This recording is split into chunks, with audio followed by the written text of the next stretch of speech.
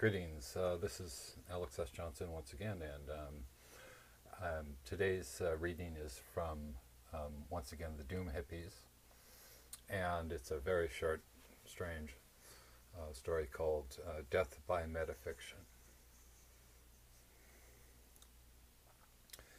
It's cold, and she's been working all night. She fell asleep in her hoodie and sweatpants.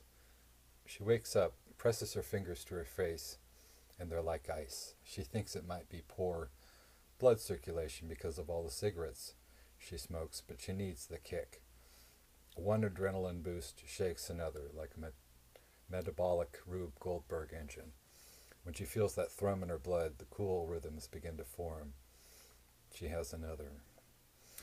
Her mouth tastes hostile, like ashes, metallic, like she's been sucking on an old coin. She shakes her head like a dog, and all this stuff comes out: plaster dust, clumps of painted glue, crap. Despite everything, she feels like $1,000,000.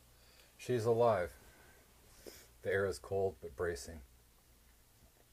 She's cut her lip and revives the trickle purposefully with a swipe of her hand. That is the taste. The rich iron of her blood is the savor of this season. A quick look at herself in the mirror only confirms her sense that ratty is the new black.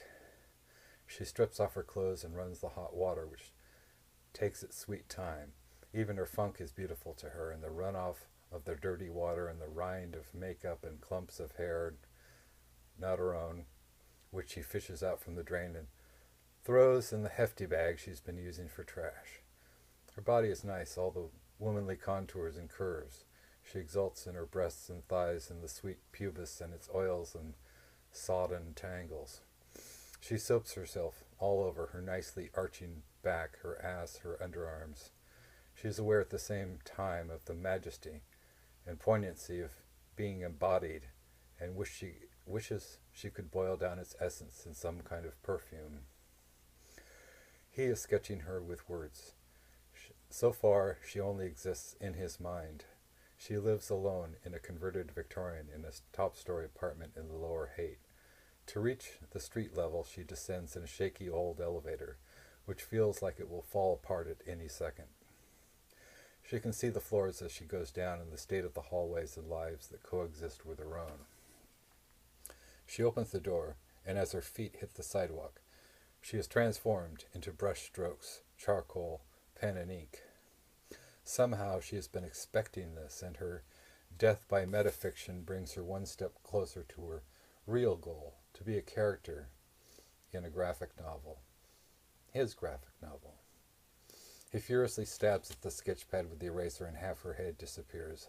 A thought balloon floats above her against a red brick background. She checks her purse to make sure she has money for the BART train, smiles as she retrieves the wad of cash. When she looks closely at the back of the dollar bill, she sees a tiny speck in the corner of Washington's eye. She decides to investigate. Stopping at the cafe in the corner, she orders a double espresso. She lets her drink marinate in sugar as she looks very closely at the dead president. Our founding father dreams, too, of a death by metafiction, burdened by the affairs of the state as he is.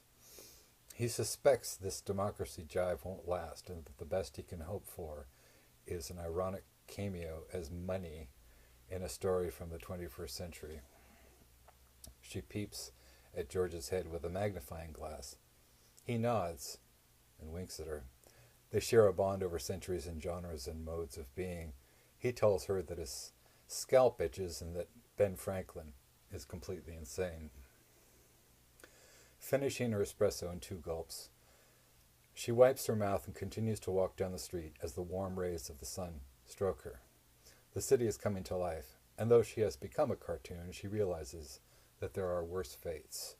In fact, all the people she sees are on their way to becoming characters in a graphic novel that they are composing on the side as they endure the working day. She licks her cut lip. The colors will be filled in later. The rich red contrasting with her blue eyeshadow and Bride of Frankenstein fright wig hair. She descends the steps to the subway, buys an all-day pass, and vanishes into the crowd on the platform.